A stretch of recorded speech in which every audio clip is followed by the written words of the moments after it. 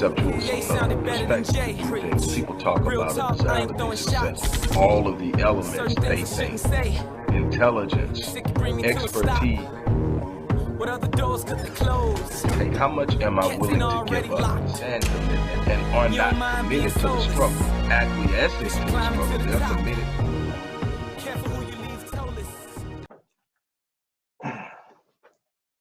Good morning, everybody. Dr. Rick Wallace dropping in on you from the Visionetics Institute.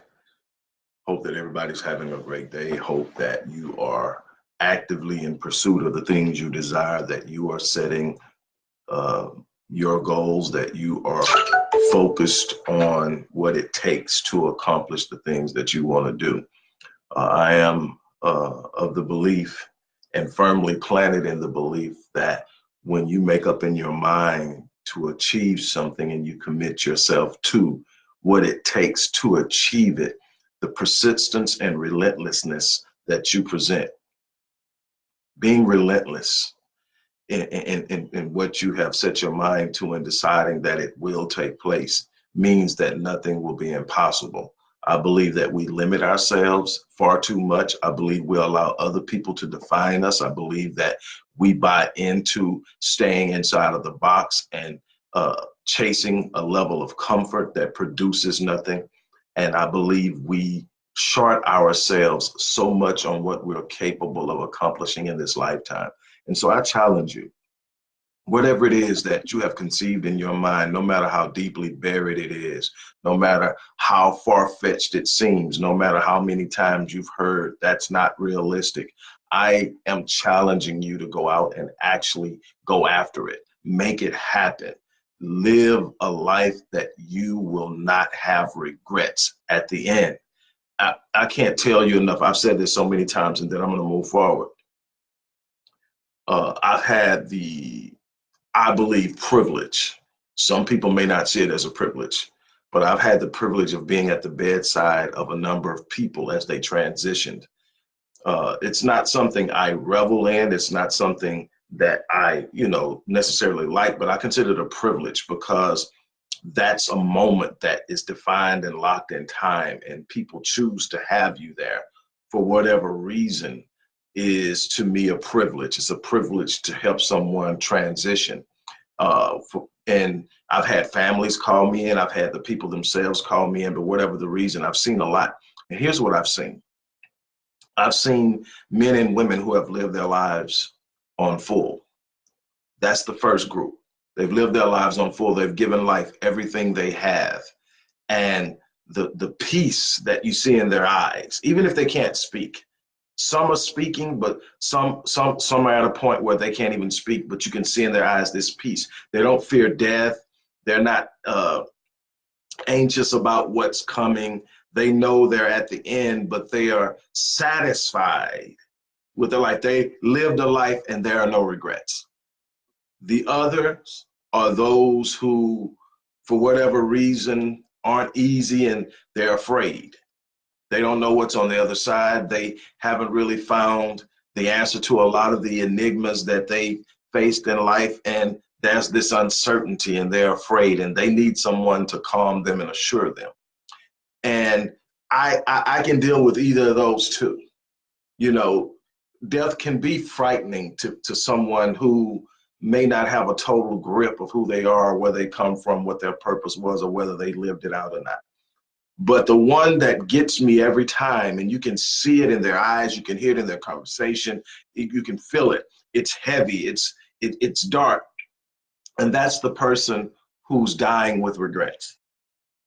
The what ifs are literally antagonizing them. What if I would have kept going? What if I wouldn't have quit? What if I wouldn't have stopped? What if I'd have fought just a little harder for that marriage? What if I would have stayed in the game in fighting to build this business? What if I wouldn't have given up on my dreams, my desires, my passions, my urges? What if I would have stayed in the fight? And that regret, I'm telling you, there is nothing more dark and heavy and depressing than to look into the eyes of a person who is dying with regret. So let me challenge you once again, whatever it is that you want to go after in this life, at the end of it, you will either have went after it, whether you get it or not. Go after it with everything that you have inside of you. Make sure that you leave this world knowing that you didn't leave anything on the table. What I'm going to tell you is you're going to get a lot more than you don't get by doing that. Okay, before I get off into, today is Business Mindset Thursday. And before I get off into that, I just want to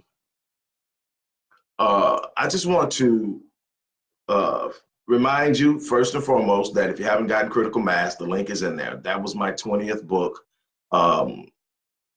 and something I'm very proud of. That was a mark of mine. I wanted to hit 20 in my life.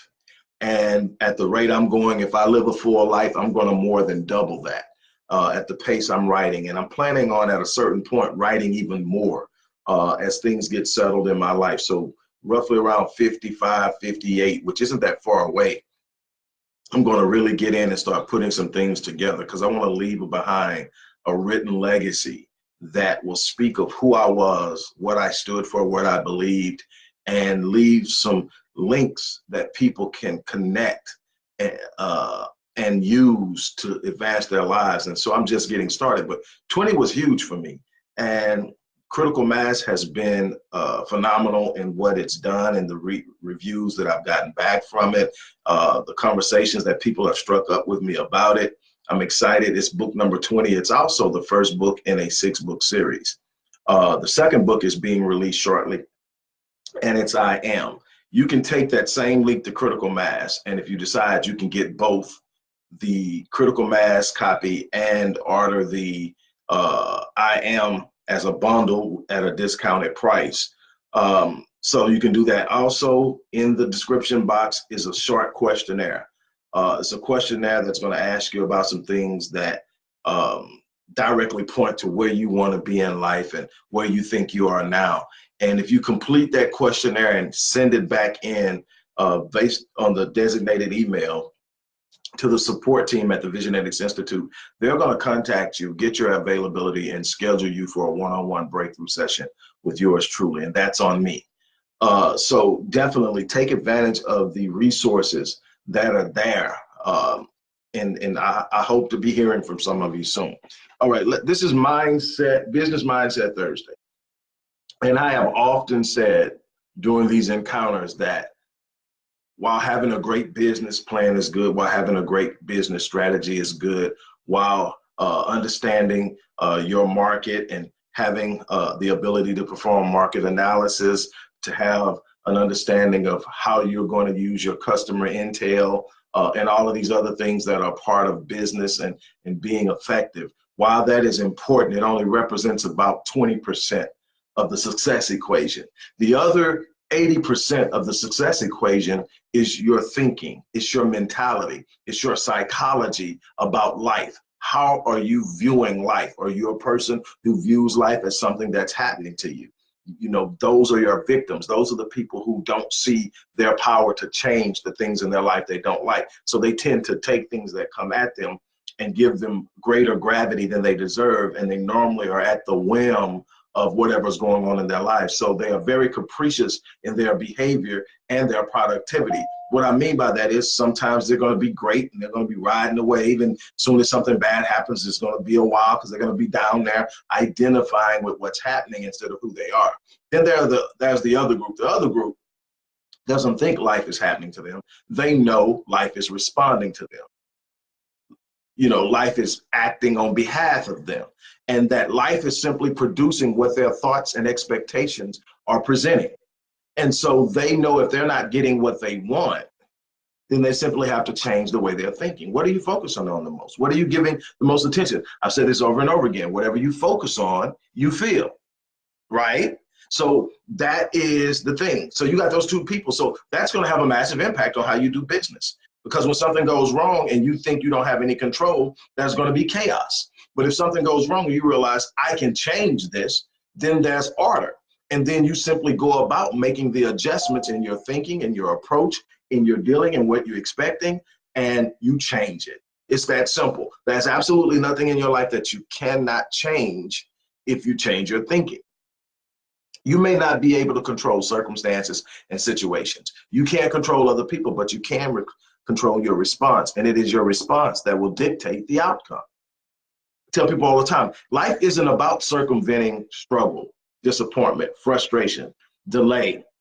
It's not about that. That's going to happen. Life is determined not by the avoidance of the inevitable.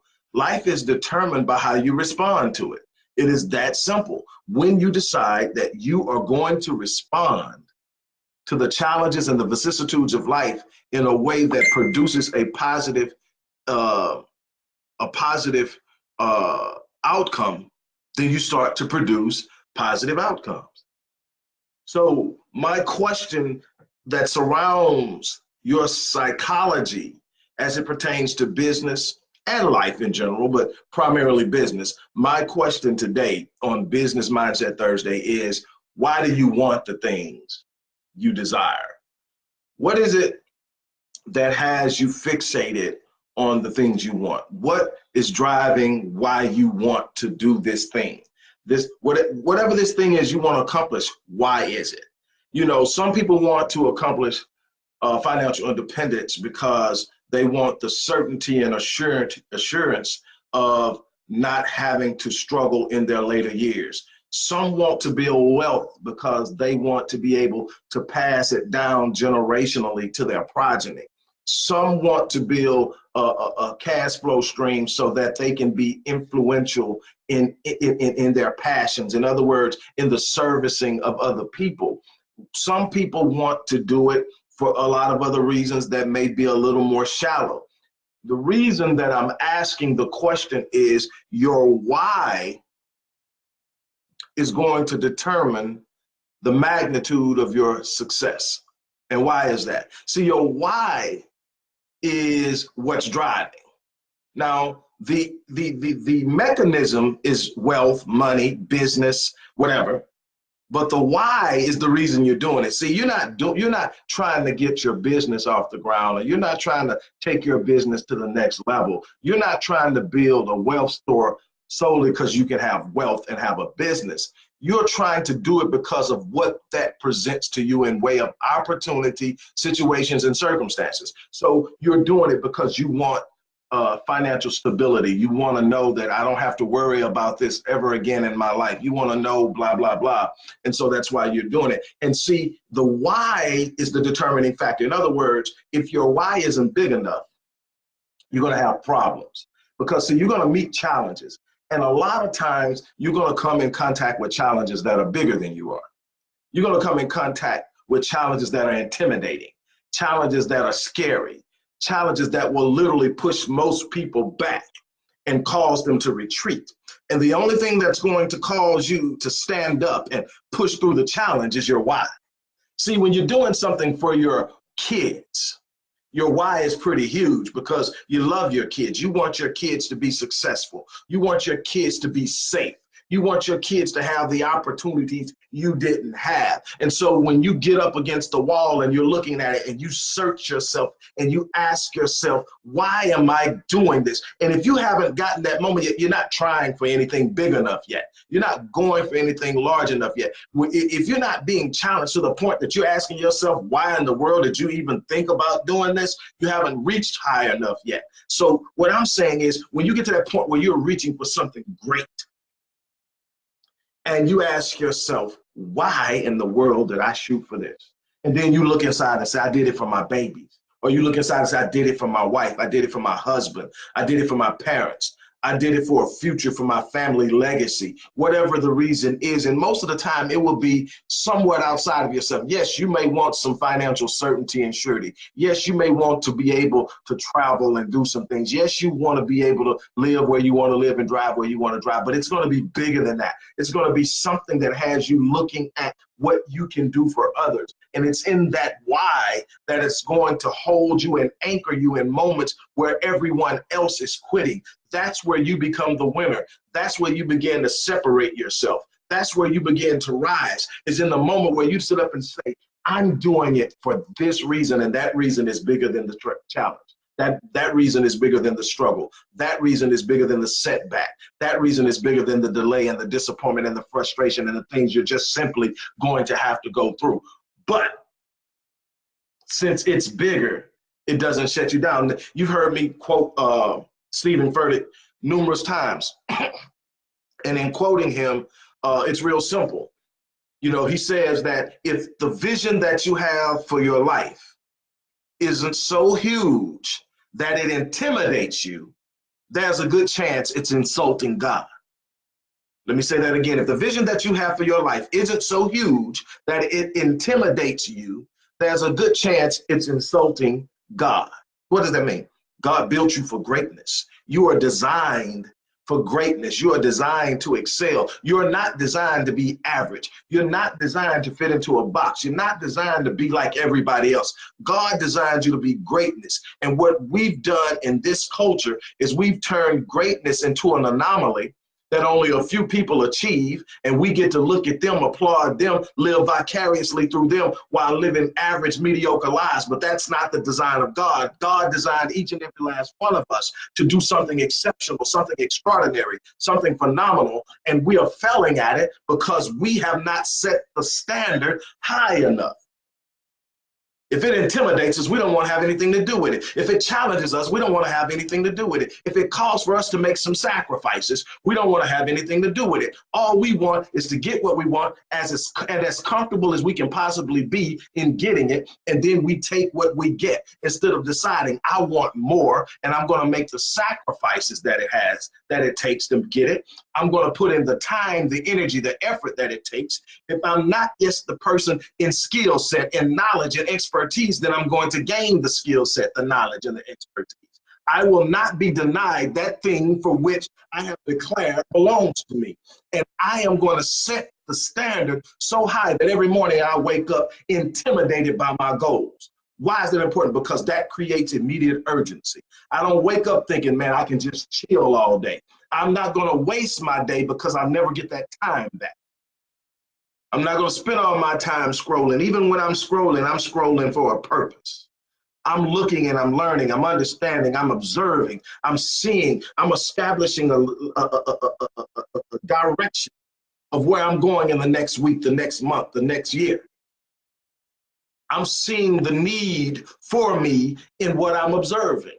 I'm seeing how I'm going to apply my disciplines, my skill set, my gifts, my talents to helping people come out of what I'm observing. I wake up every morning understanding that there's a sense of urgency associated with my being here. I don't treat my time casually. I believe it was Les Brown that said, when people start to treat life casually, they end up as casualties. And I see that far too often. Procrastination. Just existing. I'm going to do it. I'm going to do it. I'm going to do it eventually, someday, when the time is right. I'm waiting on the perfect timing. The perfect timing does not exist. I'm waiting on the perfect opportunity. You have to create that. It doesn't fall out of the sky. It's a response to your engagement in the situation. You got to create the opportunity. It doesn't just land there. You've got to go after it. It's a mindset. See, I'll take somebody with a mindset that says no surrender, no retreat. I'll take somebody with a mindset that says, I can't give up, I won't turn around, I refuse to quit. I'll take somebody with a mindset that says, I'm either going to get it or I'm going to die trying. What I can't have is somebody that knows that it needs to be done, knows how it should be done, and yet still hasn't taken a step towards getting it done.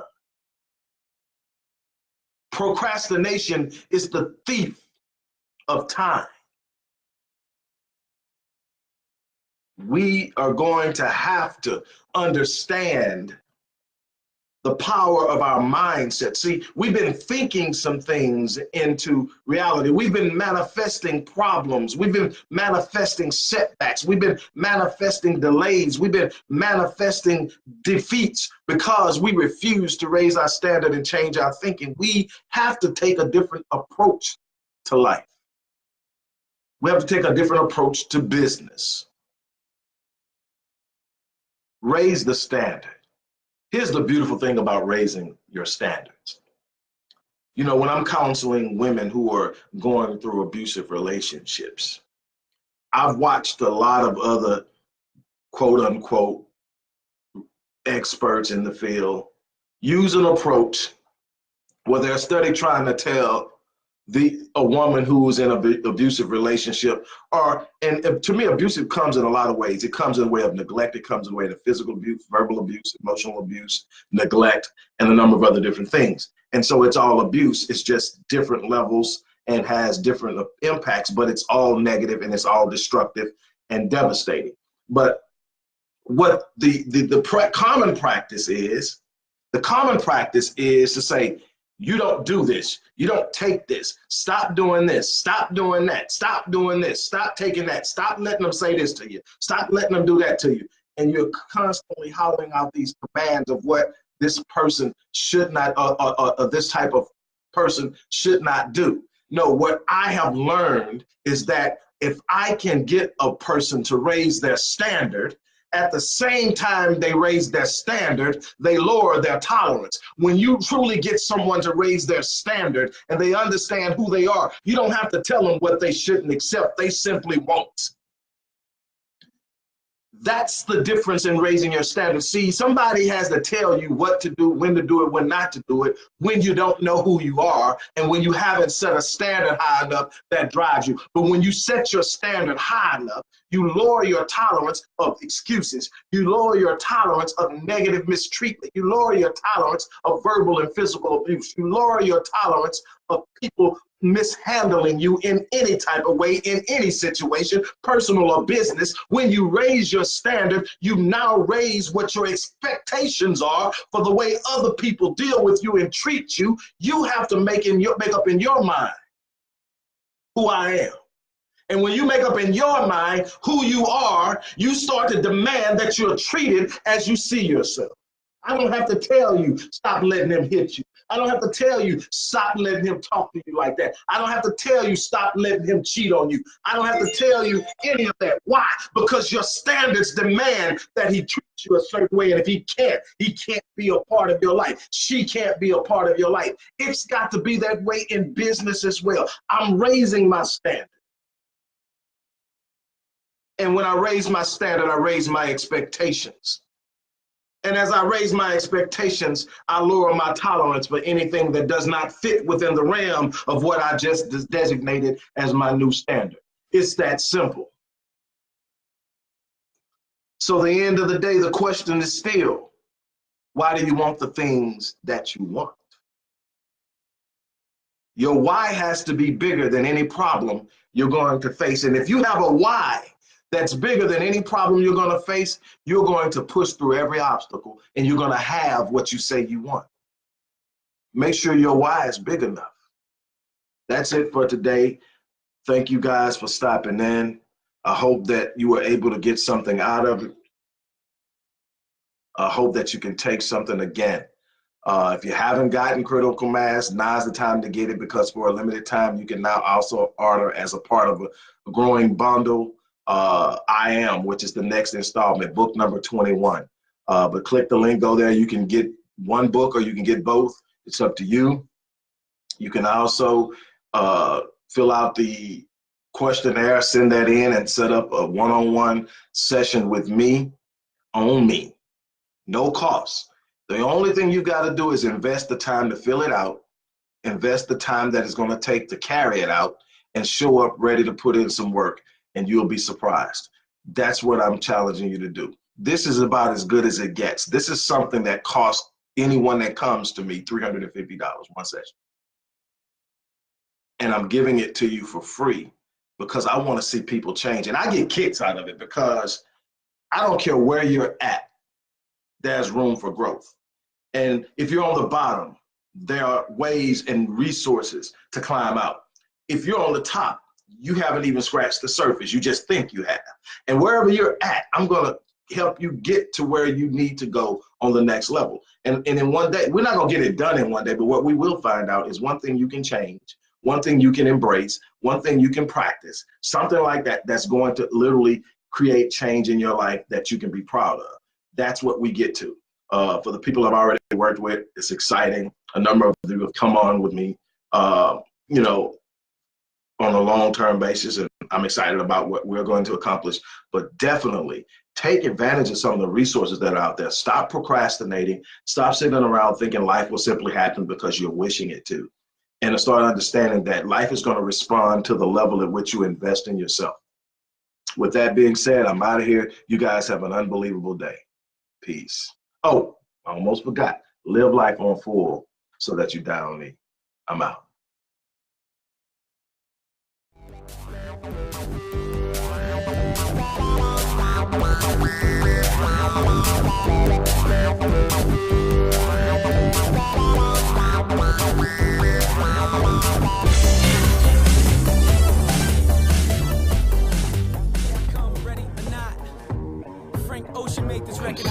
From a conceptual perspective, people talk about it, success, all of the elements they think, intelligence, expertise.